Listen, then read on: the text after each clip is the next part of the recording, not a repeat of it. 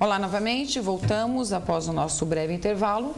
Para relembrar, estamos hoje com a doutora Aurélia Elisete de Barros Chapsky, que está explicando um pouquinho para a gente sobre regimes de bens. Antes do nosso breve intervalo, Elisete, a gente estava falando de regime de cada um dos regimes, né? Do pacto antinupcial.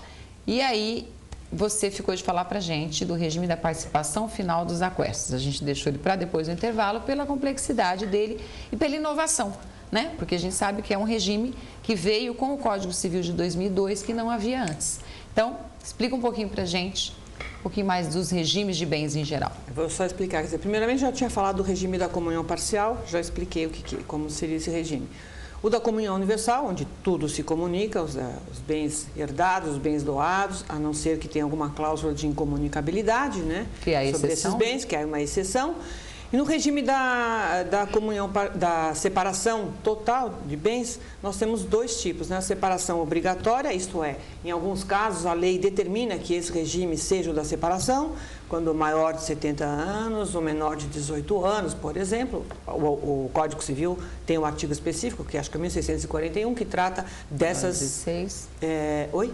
Menor de 16? Menor de 16, desculpe. Que trata desses impedimentos. Esse regime, quando é obrigatório, a lei determina, independentemente do casal ter escolhido ou não o regime. Na hora que for se discutir, ou numa separação, ou no caso de falecimento, vai realmente aparecer o regime, vai aplicar a lei, né? Então, vai aplicar o regime imposto pela lei. E tem o regime da separação de bens, que esse se faz através do pacto, que é o convencional, que é através de um contrato no pacto antinupcial.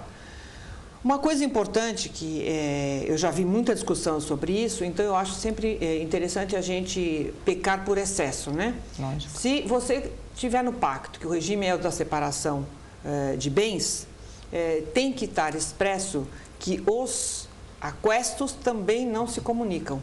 Por quê? Existia uma discussão, existia jurisprudência, etc. Porque isso aí é depois, né? Os aquestos vêm depois. Então, porque os aquestos são os bens adquiridos depois do casamento.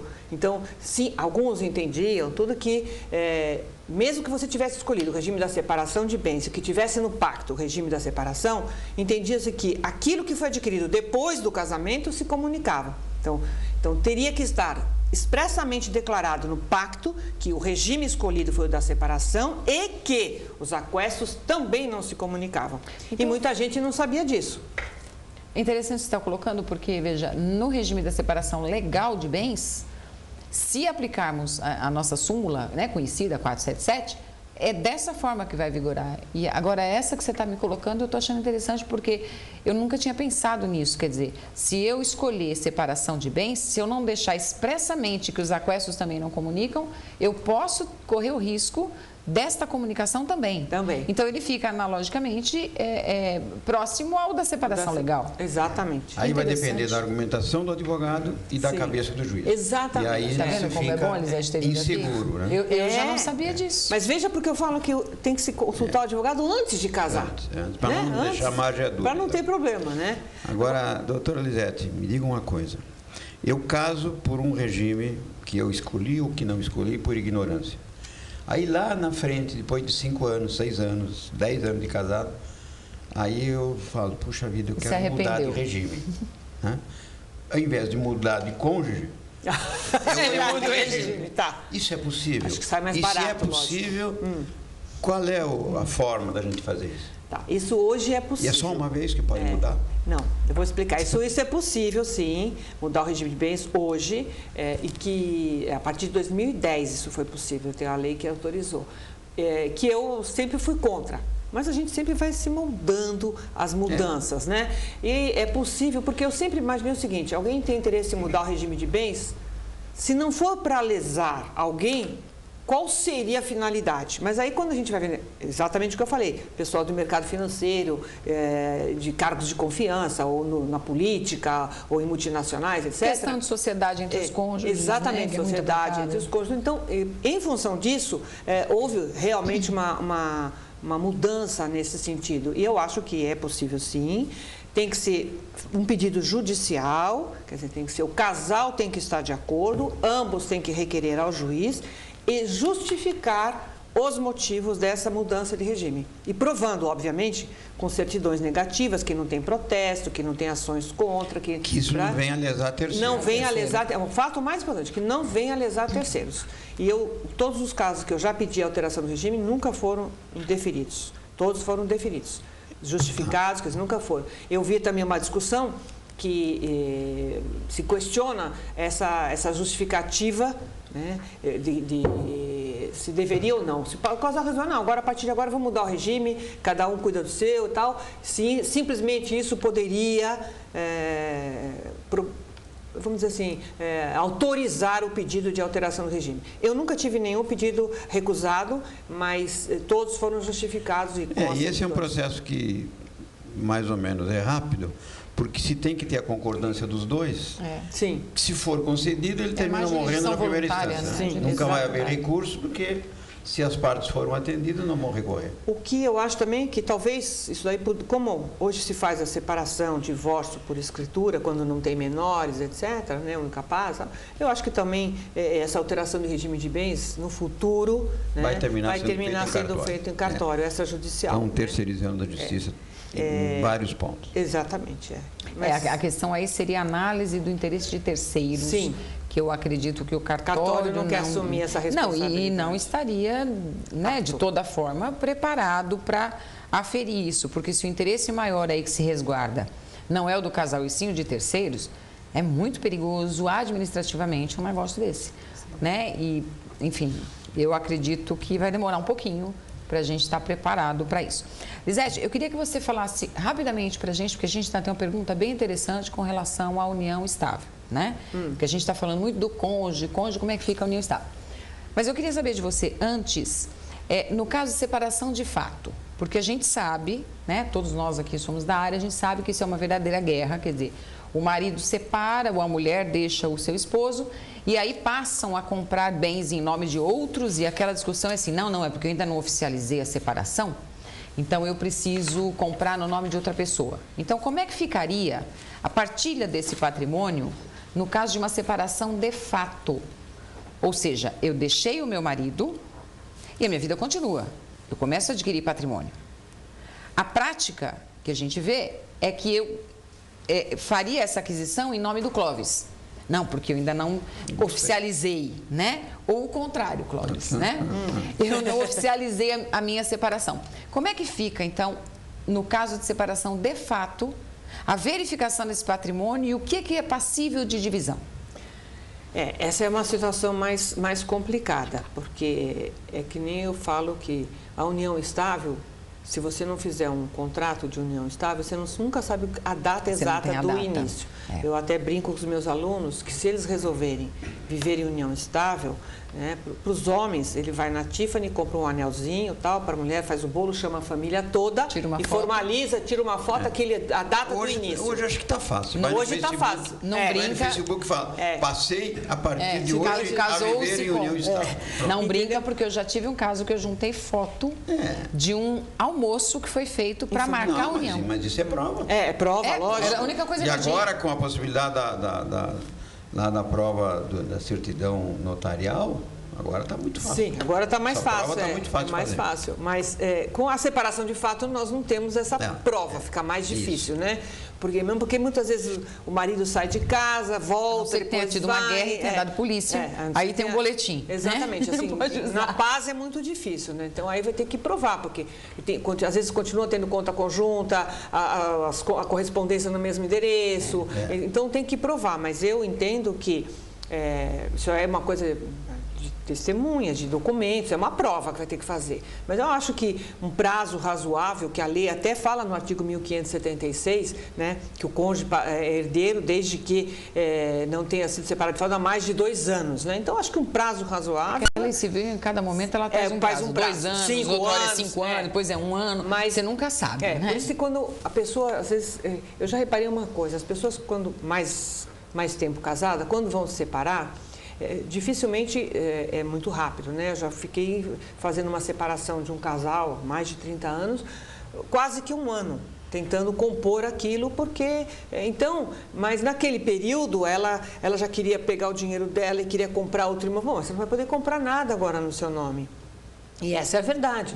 Então, tem que depois. ter, eu falo sempre. Qual é o lapso de tempo entre a separação de fato e que o cônjuge pode começar a comprar? Eu acredito, 2 anos. Eu acredito que a jurisprudência tem entendido do prazo de 2 anos. 2 anos. A jurisprudência se não tiver uma forma de... A separação de corpos seria importante nesse caso, porque ela já marca uma data. Marca exatamente, né? o início. É uma outra coisa que os casais não querem fazer. Não querem Eles se separam amigavelmente, de fato, e quando procura advogado, olha, vamos fazer a separação de corpos?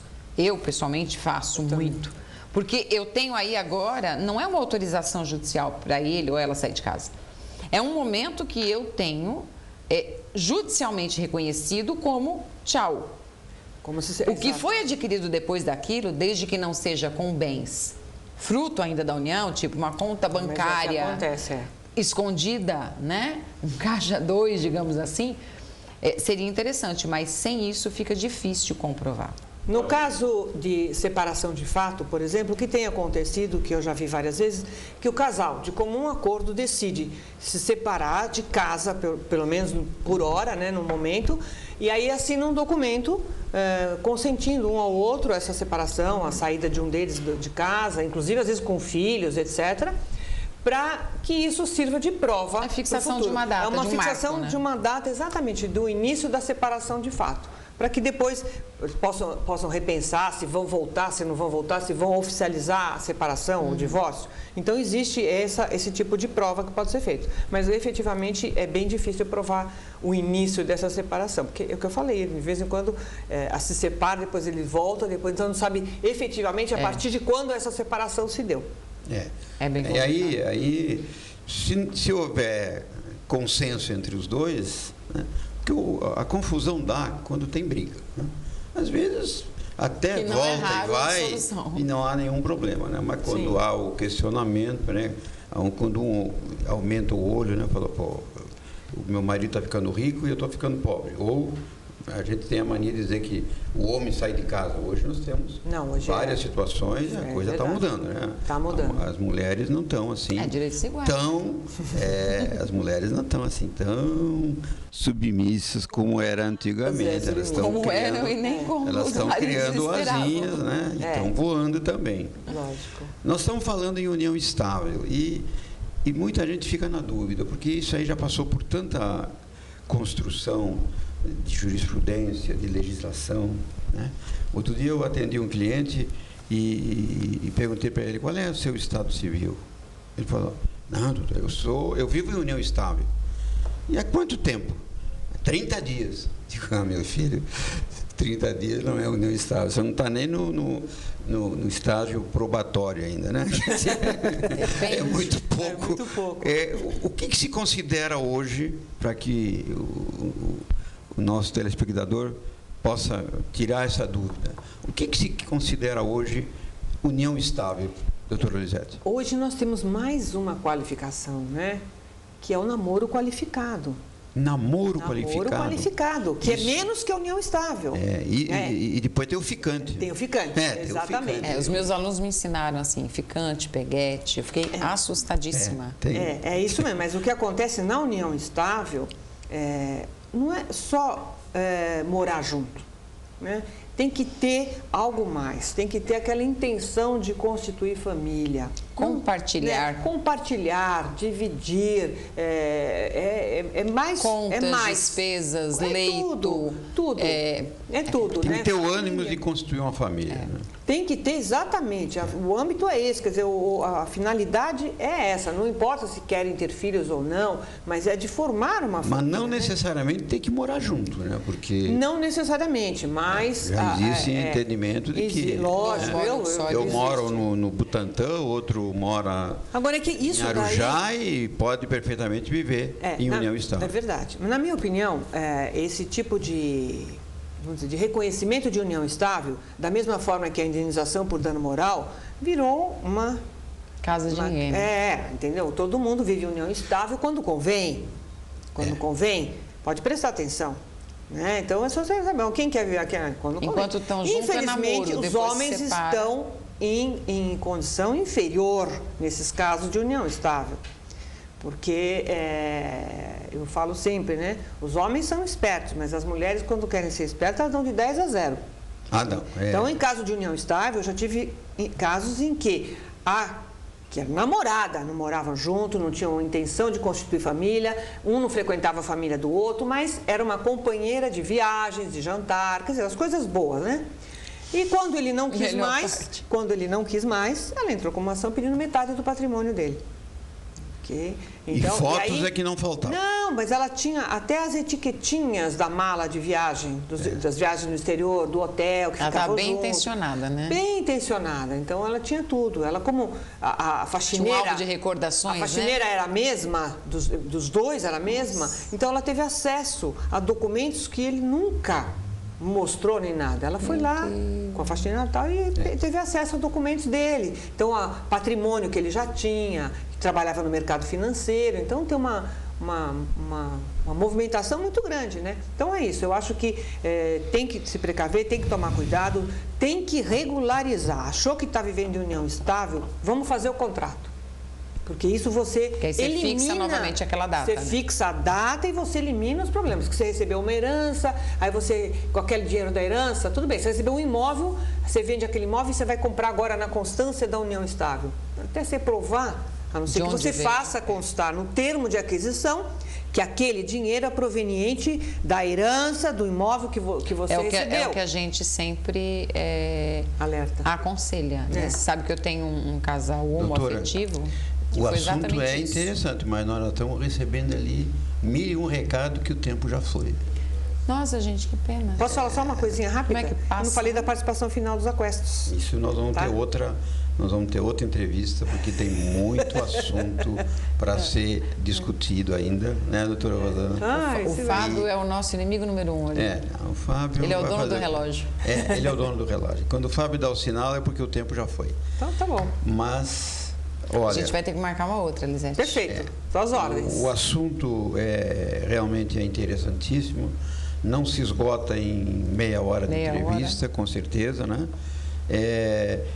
O assinante que tiver alguma dúvida, que quiser sugerir alguma questão para ser discutida, pode usar o e-mail direitosedeveres@proleges.com.br, que nós vamos, dentro do possível, estar dando um retorno e pautando uma nova entrevista com a doutora Lisete. Eu, particularmente, agradeço a doutora Lisete pela presença e tenho certeza que os telespectadores saíram hoje muito bem informados. Eu tenho certeza que o nosso objetivo foi atingido, que é fazer com que os jovens ou as pessoas que pretendem se casar ou constituir união estável fiquem, pelo menos, preocupadas, né, Lisete? E aí contratem um profissional, busquem informação, para que não caia num problema depois na dissolução. Porque eu acho que esse era o maior objetivo nosso aqui, é alertar, né, de que a pessoa precisa ela ter informação de uma coisa que vai vigorar talvez por 40 anos, né?